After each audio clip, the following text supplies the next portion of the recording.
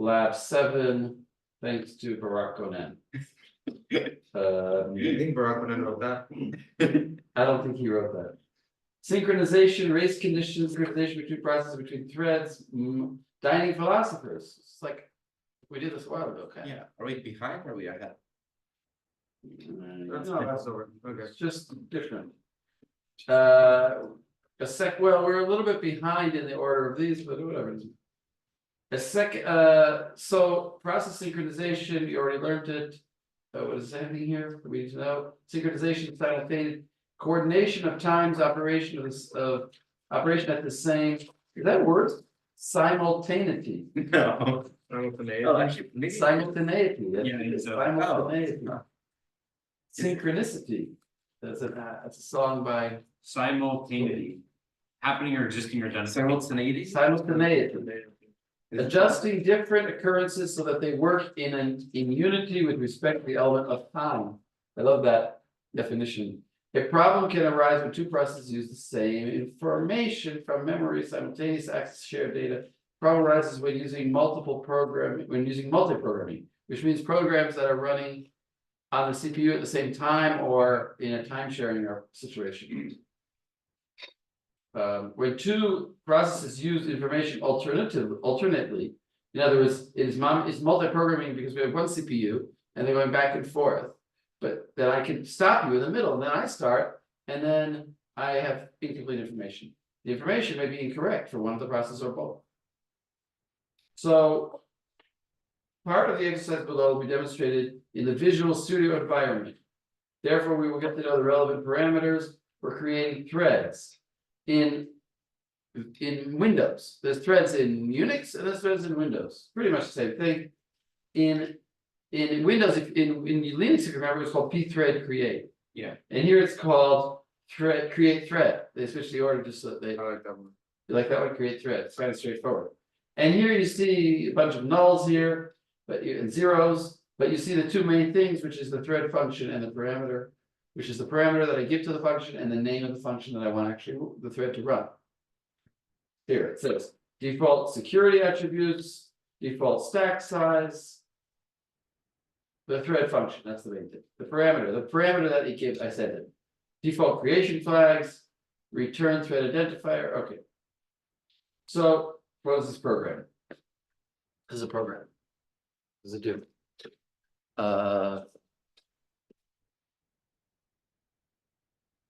Here's our thread function. And increment, we take some number, we increment it, and we return it. That's just to create a problem. And then we have that's our thread function. Wait, this is our thread function. Oh, and it's what is inc? Who's going to call inc? Here, inc. Yeah. Inside the thread function, we call increment a number of times. We give it a parameter, we call increment, and we call it max times, which is 10,000 times. So we're going to increment some variable 10,000 times, and we're hoping that we get screwed up somewhere, you see. And then here, where's our pthread create? Or create thread, and we give it thread function and the parameter. What's the parameter? Is this value, but it's by reference. Okay, so it's basically just Where's parameter?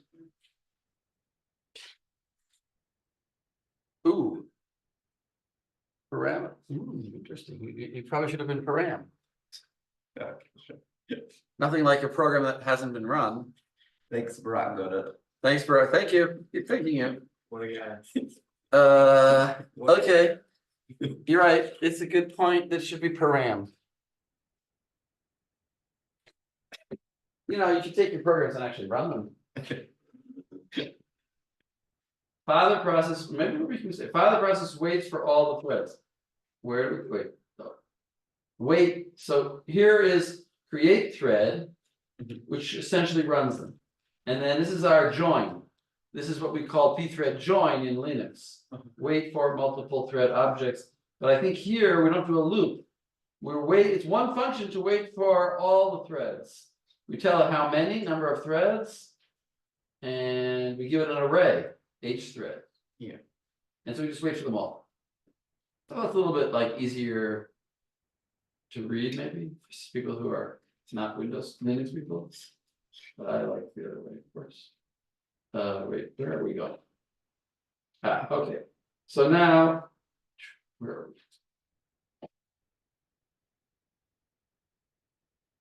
This slide is taken from several operating systems, a book by Barak Konen. This slide is also from Barak Konen. Okay, we run the program, and each thread should advance the pointer by 10,000. We would expect to get 20,000, I think, because we had 2 over there. Yeah. Number of threads, where's number of To the threads? left. 2, see that? So each thread is 2 of them, and each one's running 10,000, and they're referring to the same parameter, which is global kind of, because it's passed by reference. And therefore, we should expect 2,000, but we never get 2,000. Why not? Because we have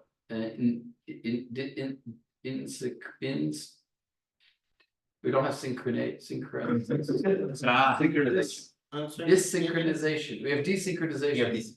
We have no synchronization. We are not synchronized. Desynchronous? What? Desynchronous? I don't know. What it is. Asynchronous. This is because the access to the parameter variable is a critical section.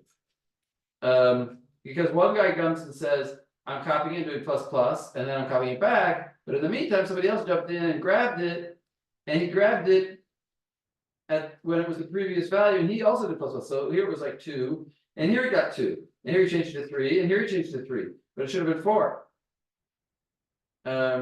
We talked about this before. What is it? Both processes blah blah blah. And then we have to use. As you remember, context switching is an event that is scheduled by the operating system, and as a result, the processor switches from running the code of one thread to running the other thread, and we can't control that. Question. Wait, yeah, that's it. The problem. We use it, what's it called, Mutex. Question. Before you is pseudocode for implementing push and pop operations on a stack based on an array. Oh, you know that you could do push and pop with an array. Did that not bring in data structures? Probably. You don't have to do a linked list, you can also do an array. It's also more fun. Assuming that this algorithm can run in parallel environment, in a parallel, answer the following questions. For which data are there erase conditions? How can I fix it? So where is there erase condition? What do we have? We have push and pop.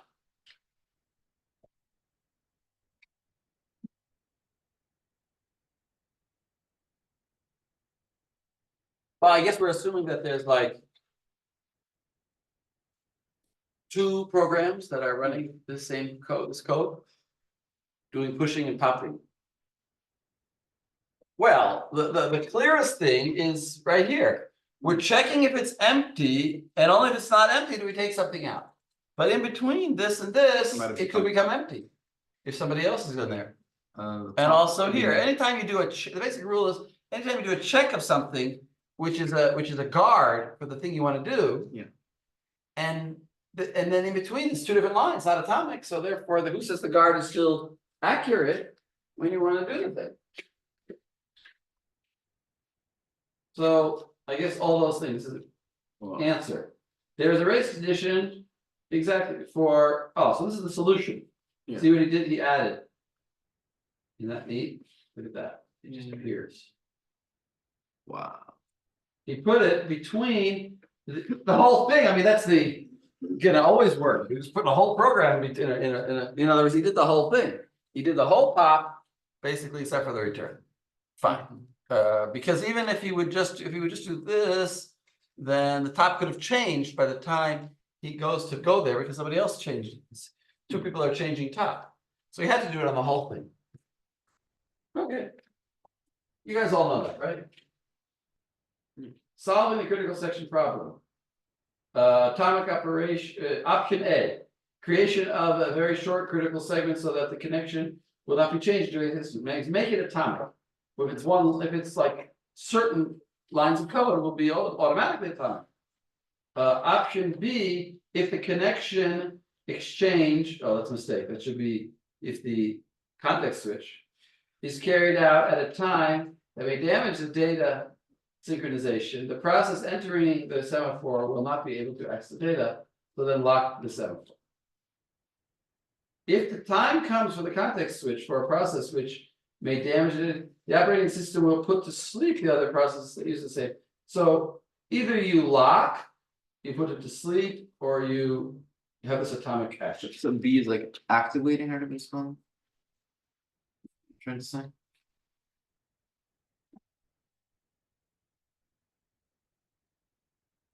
No, this is that you lock it, and what's this? This is sleeping. I think it's like activate versus non. No, Busy put wait, it- sorry, busy wait. I'm not sure, you're right, what's the difference? One might be busy wait and one might be not busy wait. I think that's what they meant, I'm not sure. I think that's what they mean. I think that when we put it to sleep, as opposed to the first one where we just lock it and he just keeps trying. I think in both B and C, there's a kind of lock going on, because they both say semaphore. But the spot of semaphore is where you're asleep, so you're woken up, so there's a signal. And here, there's just like a constant polling, something like that. So here's the atomic, now we're gonna introduce a new topic, which you didn't know before. Which is in Windows, there's something called an atomic variable, or in C++ actually. Well, no, it's part of the standard, it's part of standard. I'm not sure if it's part of C++. It's a good question. I guess it is a key word in the C++ language. I don't quite, I learned this once, I don't quite remember. But basically, you're declaring an atomic variable.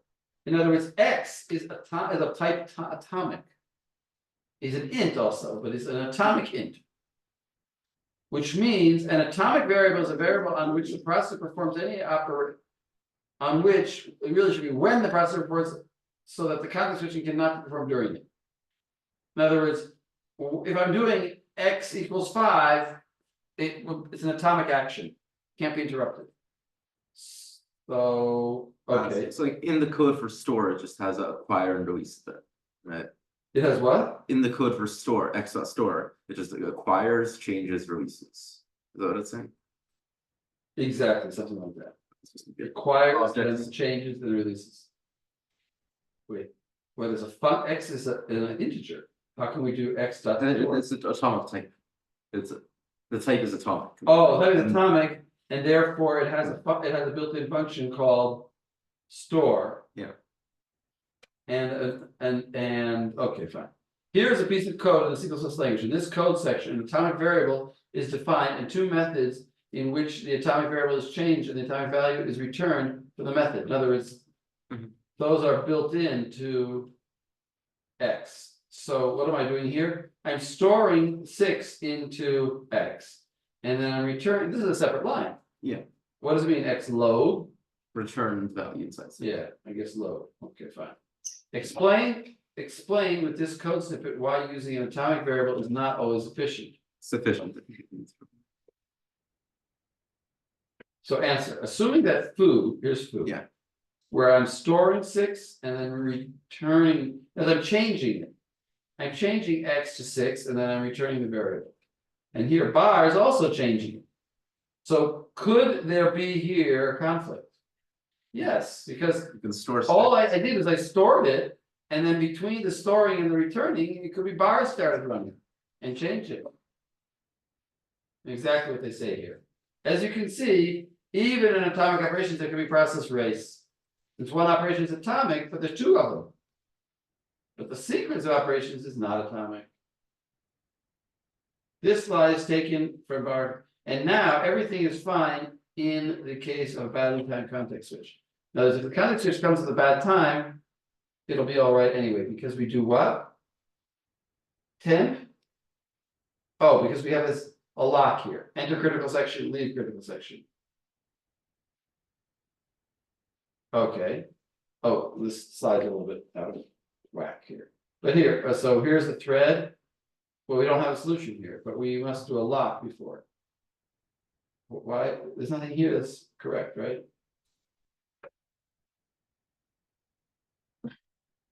I don't see the point here. Okay. Thread 1, mashlim et ha'idkun mishachrer et ha'ne'ilah. Where? I don't see that. I don't see that. Okay. Demonstration of a lock in C#. You didn't have enough languages, we gotta get more. I don't know the point of this, but somebody above thinks this is point. Doesn't teach you any theory. I'm blame Barack on him. No, I don't blame Bob. Oh. Barack Cohen had a different course, which is somebody decided to put into this course. For some, whatever. Anyway. Here, lock system, lock key. And then we can say if instance equals null, then instance equals new, then add somebody. This code section, we make sure that the object instance is a singleton. Create a singular data instance so that there is no double access to the data list, to the DAL or DAI list data layer. I don't know what it's talking about, but the point is we have a lock. Where do we release the lock?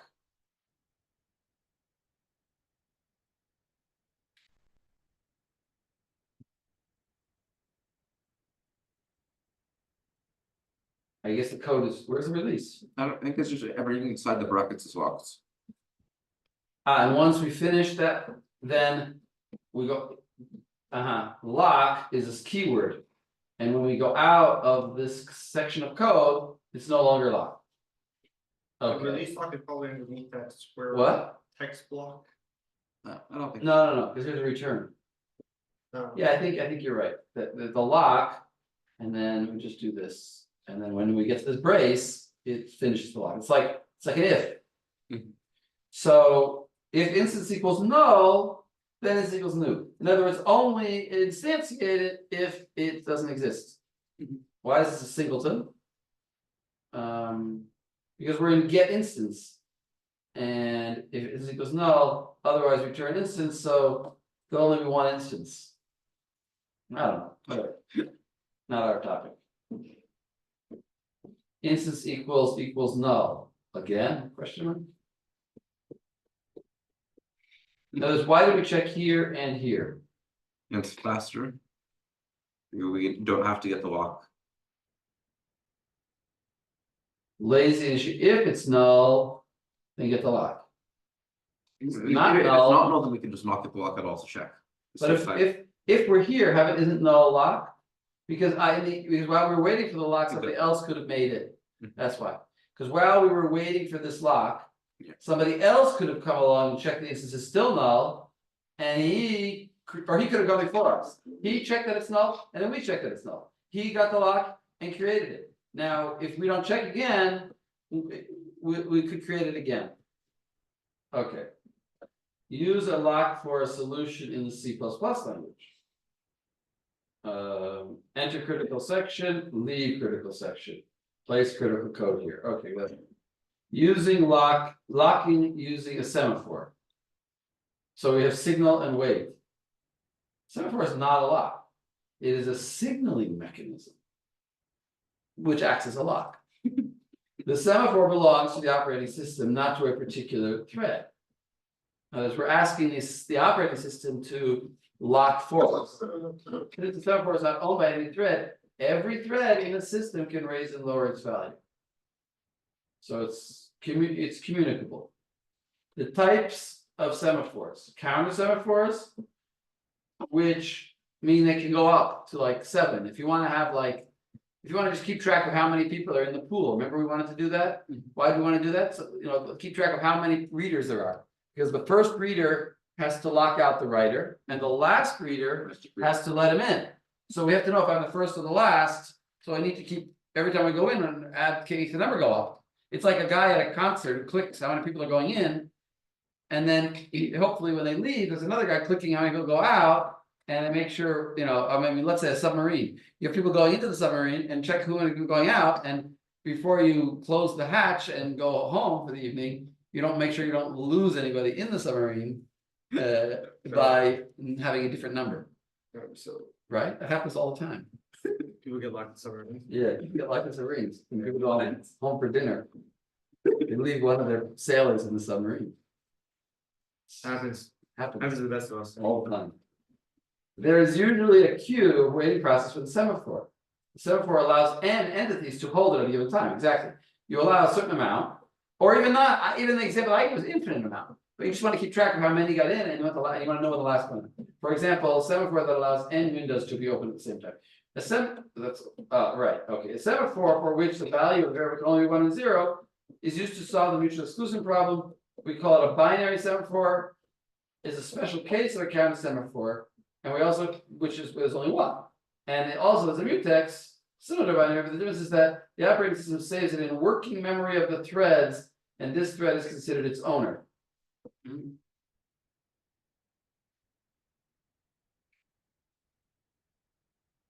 But didn't we just say that semaphore is not owned by any thread?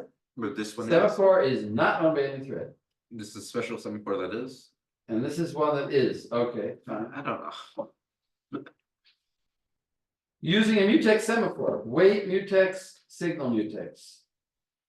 I don't know if that line is correct, because I've seen examples where we use the mutex between threads, that's the whole point, what it is, it's not owned by. Of one of the threads, okay, one of the threads has it, but they all have access to it. Okay, whatever, this is like details that are irrelevant. They don't have any, I don't have any impact on our coding or understanding of it. As long as they don't have any impact on the test, it's also fine. Yeah. But I could ask you, what is the difference between a mutex semaphore and a regular semaphore? Yeah, I'm not gonna ask you that. You take some more pairs. Using a mutex semaphore, so here you see wait and lock. Okay, let's just keep going. We will, I've just got a lot of stuff to go through here. Yes. We will switch to the Linux environment, thankfully. Okay, and here we have our threads, pthread. Okay, we know pthread create. We have two functions, thread add, the same function twice. Join. So we run the function, we wait, and this really looks like my program. But print counter is LD should be LD. Okay, whatever. Count 2 times knitter. Who's a knitter? Knitter. Oh, I know this program. I hate this program. This is how many. I get this like. Well, I don't know why they have to have such big numbers. Okay, some huge number, 100 million. 100 million. So we have 100 million. And here's thread add. And what does it do? It counts up to 100 million. And it makes counter be 100 million. Okay. Counter should be, so we're gonna run this. And we're gonna see I don't understand. what? I don't- We don't have the output of the run? Alright. Well, the output of the run is that it should be. If we have two of them, it should be 200 million. He doesn't even write the right number here. What are we? Why is this what are we number not the same incrementing? as it? Look, he writes 200, he writes 2 million. And here's 100 million. But what is he incrementing? I don't understand that. Actually, a building. What? He's incrementing count, but what is count? What? In the thread code, what is being incremented? I is going up to knitter. I'm going to count. I is going up to knitter, and then count is also going up to knitter. So count, okay, so the issue is that count is. Count Count should is get up to different. this. What's the question? Count should get up to be 100 million. Right? Yeah, okay, I see. Count should get up to be 100 million. So I'm going. Also, I should get to be 100 million. Well, I should get to be 100 million too. Yeah. And then, like, do anything with these numbers? He prints It's count. global. Notice it's global. That means when you have threads and you have a global number, then all the threads have access to it. Yeah. So they're all They're all They're barging on there's no locks here, and they're all just barging on that poor innocent counter, even though I is local. See, I is local. So I is not a problem. Yeah. I will go up to 100 million. But counter should go up to 100 million, and the other one's going to go up 100 million. Now, what is he gonna do here? He doesn't show that it's broken. He doesn't throw the error, but the point is, it won't give us- print 200 million. Yeah. And certainly won't print 2 million. It might print civilian. No, well. There's a chance. Not really. Is there? Maybe less. Implementing using a mutex lock. Actually, it could happen. That could be a test question. There is a scenario where it prints 2 million, How? where it goes into the first one, it increments it by 1, and it doesn't save it yet. Then the other one runs all but 2 million increments, and then it saves the value plus 1. And then the other one runs the remaining 2 million increments. First one goes in and runs until. The first one that goes in runs a single increment, but it Yeah. doesn't save the value because it's too slow. So like it adds plus one. So it's doesn't got a say- 1 there. Then the other one runs, The other one runs all except for what, it's 2 million. It all runs all of it except for 2 million, yeah, and then it saves. And And then then the it other one saves. saves, so now it's at 1. now it's at 1. Now the second one. Now the second one- Second one runs 1, and then this first one wastes all of its increments, and then the second one saves its value at 2 now. And Why then the 2? second one. No, the first one went until 1, but didn't save it. Then the second one goes to 2 million, No, it goes up to until there's 2 million left. until there's 2 million left. Yes. And then Then the first one Saves goes it. back, then the first one saves it to 1. the second one, it adds 1 but doesn't save it yet. So Oh, now, the second one adds but 1. doesn't save it yet. So it's, let's say, yeah, so it's got a 1. Then the other one finishes. Yeah, I don't think adds all of them. Then the second one saves it, and then Yeah. the increments up to.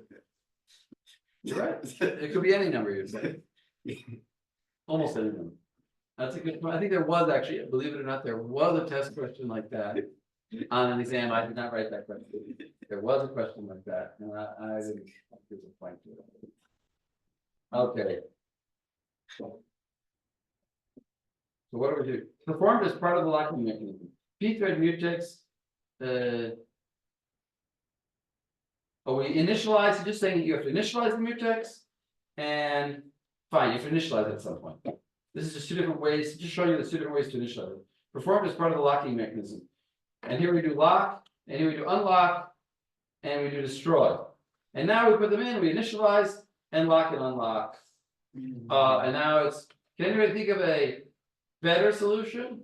I mean, another solution without using mutexes that would also not have any problem? Simple, no mutexes, no problem, and get it up to the right number. And still with 2 threads. Yes, 2 threads, but yes, 2 threads. But not running simultaneously. You put the join before. You put the join before. After this join, well, you put a join, and then after this one, you put a join. You have 2 threads, they weren't running simultaneously, so there's no problem. After each create, put a join. Okay. Using semaphore in Linux. The mutex is implemented by the operating system, but in the memory space of a certain process. User space. Therefore, there is a process that owns it. So the mutex is in using up the memory of the process. It's not in the operating system's own memory. As opposed to semaphore, it's using the operating system. It's the operating system's responsibility to create it and to give it to you. I mean, you have to ask him to create it. Mutex are within processes. So if you Mutex are within processes, So if you- semaphores are within the operating system. If you want to share critical memory sections between 2 different processes, you need a semaphore. You don't need. Between 2 different processes, you need a semaphore, exactly. That's the difference. Exactly. Semaphores are for 2 different processes. I used to teach the course where I didn't even teach threads. Because actually there was a time when there weren't threads. And they were just processes, and then we taught it with just semaphores. We can solve the synchronization problem. Actually, there probably were threads when I taught it, but I just didn't teach this. I'm always a little bit behind times. We can solve the synchronization problem using a binary semaphore. That is, a semaphore that allows only one thread to enter the critical section at the same time. Which is like a mutex. Yeah. In Linux, there are no binary semaphores. We just said we could solve it. The semaphores are not limited to 1. Instead, a counter semaphore is used with initial value of 1. So it's like we had a binary. There's no special. What you need to say is there's no special kind of semaphore that's a binary semaphore. That's a percent. We just make a counter semaphore which counts only to 1. As long as the programmer maintains its binarity. Make sure that doesn't get passed. Is that a word? It's binarity. Binarity. Binary, probably. Right, binarity, it will function properly. I believe it. Okay, so here we go. And you notice that there's like a complicated thing. You have to make a sem type. And you can call it anything you want, but I call it sema, and then you have to set its initializations variables, and we don't care, we're not testing on programming. But here you go, you created a semaphore, and you did in it, where did you do the lock? Semaphore wait and semaphore post. Sem wait, sem post. That's to lock and release. I've seen there's other functions. I think there's other kinds of semaphores also, but anyway. All right, third solution, locking and putting to sleep. We said there were three solutions. Yeah. So what is locking and putting to sleep? If the timing of the context switch might compromise the synchronization, the operating system will put to sleep until the critical section is freed. Okay, the process uses CPU time to repeatedly check the loop whether the lock is open. Or busy waits. Busy wait. Structure of a locking mechanism. This is structure of a locking mechanism and put it to sleep. So here we just put to sleep, we go to some kind of queue. And we signal to the queue to go in. If the critical section is not available, the process will be transferred to the waiting queue. Dequeuing will occur when the critical segment is free. There's no guarantee about the order of dequeuing. In other words, if there's several people in the queue, you don't know who will get it. Some semaphores do not manage a queue, that is, the order of the arrival is not maintained. That's what I just said. Yep. Spin lockers mutex. I think we discussed this in the lab, right? In the lecture. Some of these things. Spin. Mutex mechanism sleeps Maybe. the waiting process. Yeah, a lot of this was in the lab, but that was like 2 hours, Not two. lecture, that was like 2 lectures Yeah. for free. But without using a queue. On the other hand, a spin lock is a lock whose locking mechanism waits in a loop while repeatedly checking the lock is available, that is performing a busy wait. Usually spin lock will not release the processor independently, although in some applications they may release automatically if the processor they are waiting for is blocked. The longer the critical section, the greater the risk that executions will be interrupted by the operating system schedule. Right, in other words, if you have a long critical section, then it's a bigger problem. If this happens, other threads will be actively waiting, repeatedly trying to acquire the lock, while the thread holding the lock does not advance to release it. The result is a prolonged delay until the thread is holding the lock. In other words, what's going on here, I'll explain in my own words. My own words is like this. If we do a spin lock, and imagine we have time slices. So I am in my middle of my critical section, and I'm doing 10 things. After doing 5 of them, there was a time slice switch. Now we go to you. And you are in a spin lock waiting for me to get out. Are you going to immediately release your time section? No, because you're in a busy wait. You're going to keep checking. And is there any point you're keeping checking? None, because it's impossible that I'll release it because you're the one running. You're the one who got the CPU. I don't have the CPU. I'm going to wait for you to give me back the time slice. When you check now for your entire time slice that big, and nothing could possibly change. Then finally, the time goes back to me, and I continue on my way. And now I finally go out. Now the time slice goes to you, and you check and say, "Oh, he's out. I'll go." But you see what I'm saying? That busy waiting was The busy waiting was kind of pointless. So what the slide is saying is that what if it's very short? What if the amount of lines is not 10 lines that I'm doing in my critical section, but only 1 line? So the chances that in that 1 line there was a context switch is very small. So it's not so unlikely that will not be a problem. But if my critical section is long, then it's quite likely that the spin lock will engage in the middle of my actions, and then it'll be wasted. So that's why it would be bad to use a spin lock when the critical section is long. But if the critical section is short, then actually spin lock is not so bad. Have a great Shabbat, thank you. Thank you. Have a great Shabbat. Have a great Hanukkah. Have a great winter. Good next year. All the best. Aren't we gonna meet on Sunday? What? Aren't we gonna meet on Sunday? I can wish him everything. Wishing him 2 years. 2 years. Maybe I'll do 2 years. Okay, everyone got the idea? Why would you ever use a spin lock instead of mutex? Oh, because there is a reason.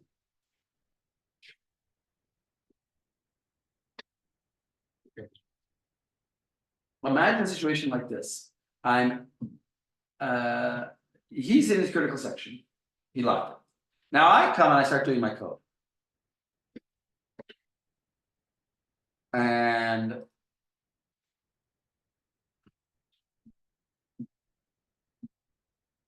well, Yeah, I mean, what they classically say is because of the time of the context switch. If if there's only one processor, there's no point.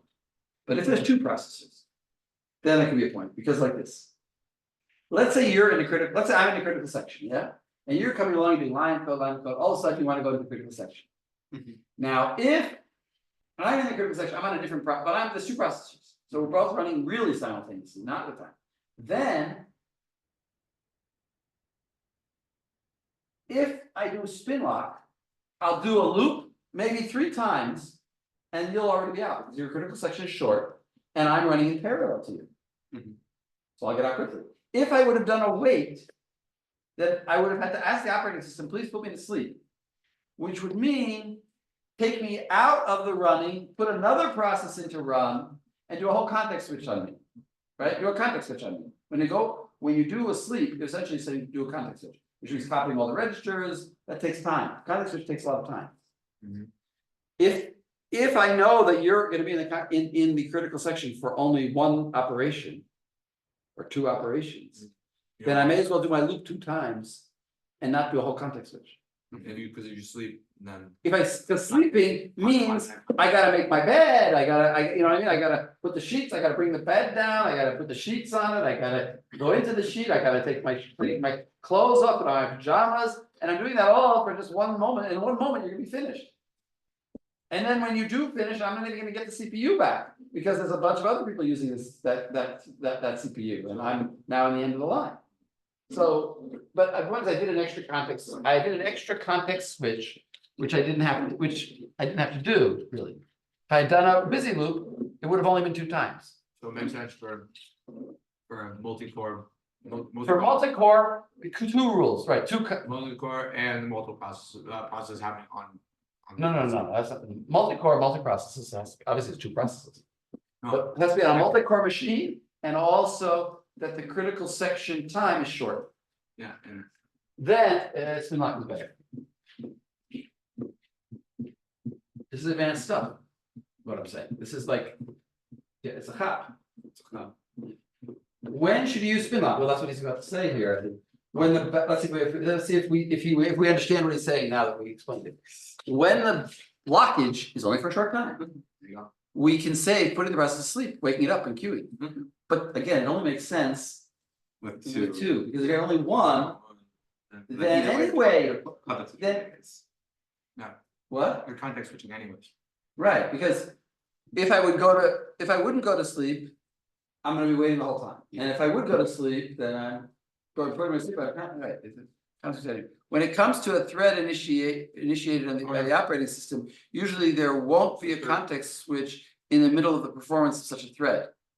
But isn't I never heard of this, but he's saying like this: if the operating system itself creates a thread for its own devious purposes, so then it won't interrupt itself.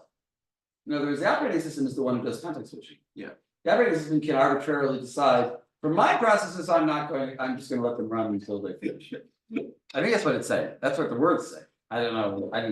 It makes sense, but I don't know if it's really true. In the multiprocessor system and not in system with a single processor. Oh, There you go. right, that's what I said. But I mean, it sounds like they're different reasons, and I'm saying they have to be together. Yeah.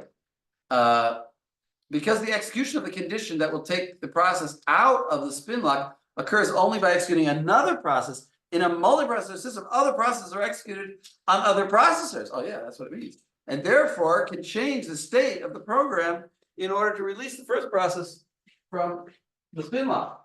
Whereas if it would only be one processor, then there's nobody to release me. That's what I was We're explaining. waiting for nothing. Okay, so that was like a comprehension question. Up till now, we were only asking factual recall. It's the hardest one, yeah. The comprehension. Yeah, We comprehension. should failing on that. Assume that the system has multiple processing cores, okay? I can comprehend that. For each of the following scenarios, describe which is a better locking mechanism. Very looking. Which is a better locking mechanism, a spin lock or mutex, where waiting process sleep while waiting. For the lock to be available. I Okay, think so we comprehended it. no, that's the question, that's just, no, the lock must be held for a short time, what should we say? He wants us to say spin lock, but I say it doesn't matter unless The multi- unless Classic it's, spin it has to also spin multiprocessor, because if it's a single Yeah, you said, processor, again, again, you said, the first assume, assumption. that, spin lock is you said better. that first line, Yeah, the assume first that, assumption says that it's multiprocessor. If it's multiprocessor, oh, I see what you're saying. yeah, the first line, Oh, I see, so it is multiprocessor. Yeah. Oh, I see, you're right, thank you. You see, I need your help. Assuming that the system has multiple processor cores, then a spin lock will be better if it's a short time. Because otherwise I'm gonna put him to bed, and then a minute later it's available, and why did I put it to bed? The lock must be locked for a long time. Oh, that's. Could it be spin? Let's also spin lock. Let's say spin lock. For both, spin lock. No, we got it wrong. Okay, That feel. a thread might fall asleep while holding the lock. Oh, if a thread might fall asleep while holding the lock, that's like a long lock, that's a long time. Yeah. So then, mutex, There you go. because it's a long time. Yeah. Really the same question, just trivial. Okay, what do you think? But it's different than comprehension questions.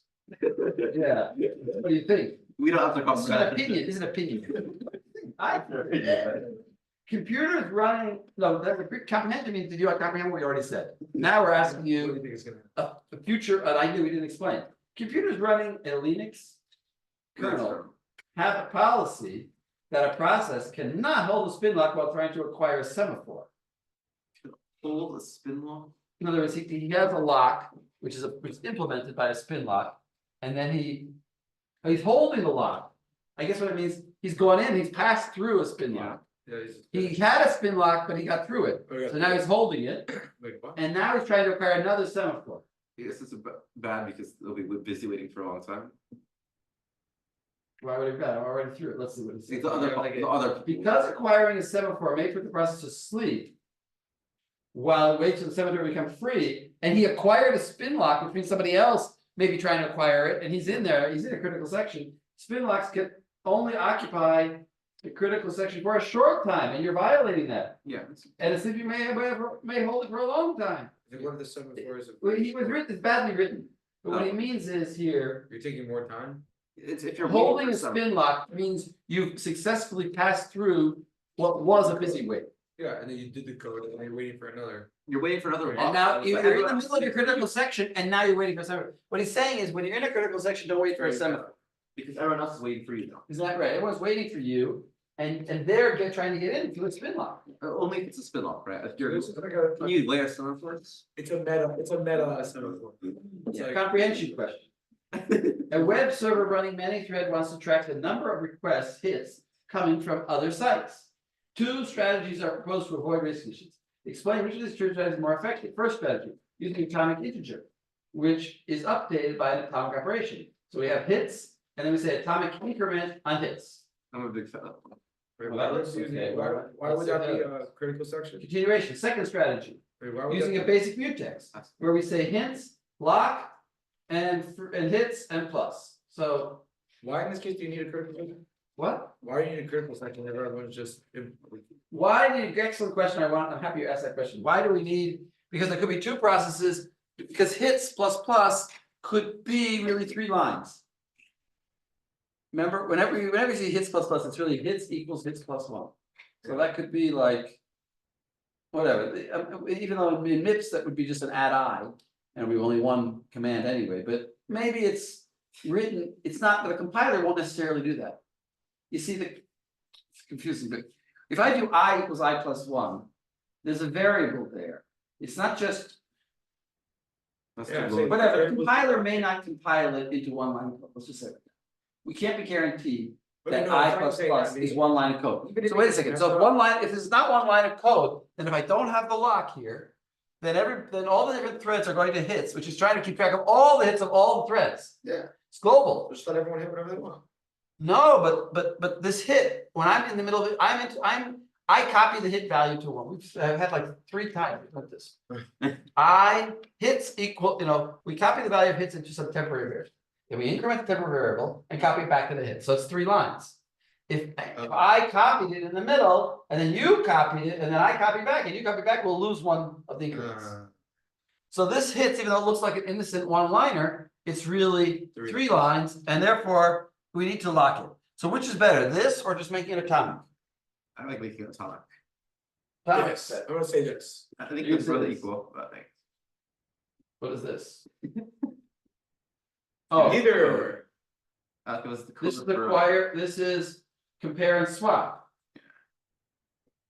but also test and set. This is both. You can pick. And I don't know what the point of this is. I guess these are the solutions. These are Yeah. the possible solutions. I- Okay, of course, the use of locks is unnecessary in this situation. Come on. Locking usually requires a system interrupt that may require putting the process to sleep, which will cause a context switch to be performed. If the lock is not free, awakening the process will require additional context switch. On the other hand, the atomic integer provides an atomic update of the reference count and guarantees that there will be no race conditions without the intervention of the kernel. So just use that. Is it true that the atomic doesn't use locks itself? Like I thought that's what you said. That atomic operations just kind of either implementation is just using locks. We never said that. We never learned, we never talked about atomics before. And just That's how it is. It's like what? How is it? What's the implementation of an atomic? No, it's it may be, I don't know, but it may, for example, it may be as simple as telling the compile as an instruction to the compiler. To compile it as one line of code and not to make a temporary variable. But how could it do that? It's impossible. Because Nathaniel, okay? I don't know exactly how it's implemented. Good question. Ask Google. Ask ChatGPT. ChatGPT. I'll go ask ChatGPT. How is it implemented? Is it implemented through spinlock, for example? Ask our atomic variables to C++ implemented through spinlock. Let's specify C++. Yeah.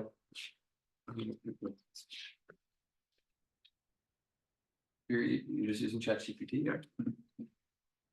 They're not typically. They're implemented using hardware atomic instructions provided by the CPU. Exactly. So That's what you're the parents. That's what I was saying. That's what I said. Special instruction. And I was just saying, it's telling the operating system, it's telling the compiler, do this as one instruction. With Find different hardware. me a hardware instruction that does what I need. Huh. That does it in one step. That's all. That's the whole idea. That's wild.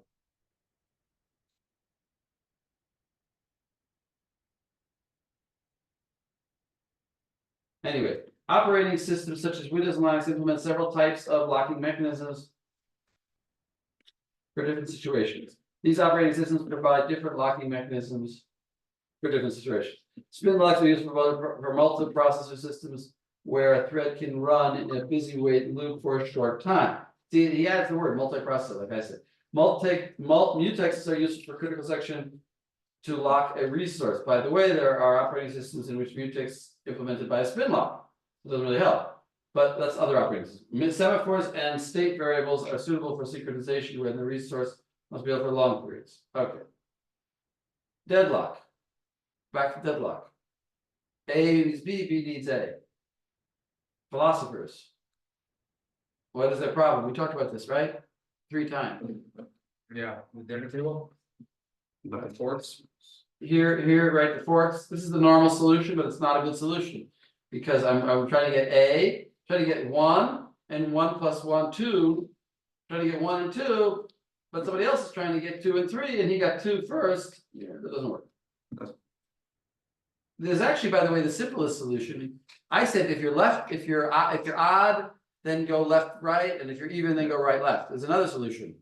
Just how everyone's gonna go right, left, except for the first one. That's also enough. As long as one guy is out of sync. What's the? As long as one guy is out of sync, everything will work, right? What's the problem with it? What's the problem? Well, this algorithm is problematic, you see here. Chopsticks? Because this says wait on semaphore, try to get chopstick, I'll say I is 1. Try to get 1 and then 2. Ignore the modulo for the moment. Right. So try to get 1 and 2. And now there could be somebody else out there who is running the same, there's several programs that are all running the same code. And he's trying to get 2 and 3. Now what happens? Two. I got 1 and then he got 2. So when I try to get 2, I'm stuck here. So I'm waiting for him. He got 2, but he's trying to get 3, and 3 got stuck. And then it all the way comes back to the first one because it goes in a circle. That's the modulo makes it a circle. Because eventually I'm gonna go back, right? If this becomes 5, and then this will become, or this becomes 4, and this becomes 5 minus 5 is 0, back to 0 again. Yeah. So I'm waiting, so it could be that everybody is waiting, everybody got their first one, and nobody got the second. So. There's stagnation, there's starving, possible solutions. Only allow 4, we talked about this. Only if they're both available, and using an asymmetric solution. An even number of philosophers, except left, odd number right. But there's also the simple solution, which he mentions here, which we didn't talk about. The first doctor acts as the opposite way from everybody else. Instead of doing left and right, just have if you're the first one, do left, and everybody else do right. As long as one guy's out of sync, then there'll be a conflict on one of them. You know what I mean? Yeah. As long as one guy takes no chopsticks, then we're okay. Yeah. So there's enough chopsticks for one person to eat them. You must write a program that implements the simple solution. It would be better, the program will print the number of philosopher who was eating. It would be, it was eating with, when the philosopher finished eating, releases chopsticks.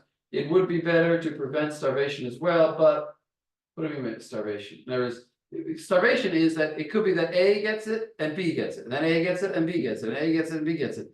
As if it's always a free-for-all, then even though there's no, we don't have deadlock, some people are just never getting to eat, right? Yeah. That's not called a deadlock. Deadlock is where nobody's getting, we're in a loop, in a terrible loop. Which is like. Where they could never get it, that's the point. Where somebody, even if, no, let's say that there's 2 people in a deadlock, and the other 3 people are eating all the time. You'd say, oh, it's just starvation. It's not starvation, because those 2 people have no chance of ever getting it. That's what deadlock is, they have no chance. If I have a chance, I just am unlucky. That's called starvation. Yeah. So that's what he's saying, starvation is if we just get unlucky, this poor guy never gets to eat, because everybody else. Starvation is pretty literal. What? Starvation is pretty literal. In this case, it's pretty little. Why are they Dafka philosophers? That's just the way the problems are defined. Because philosophers, no, there's a real reason, because philosophers just sit and they don't do anything. They don't want to run around, they don't want to, they're all the time either thinking, sleeping, or eating. That's all they do. They only have 3 activities. What is this thinking? Therefore, the simple basic solution does not guarantee. Okay. In conclusion, we address the solution, synchronization problem, we address the problem of deadlock. Lab, homework, the problem of dining philosophers must be solved. Lecture homework, the agent problem must be fixed. Yeah, about the lecture homework.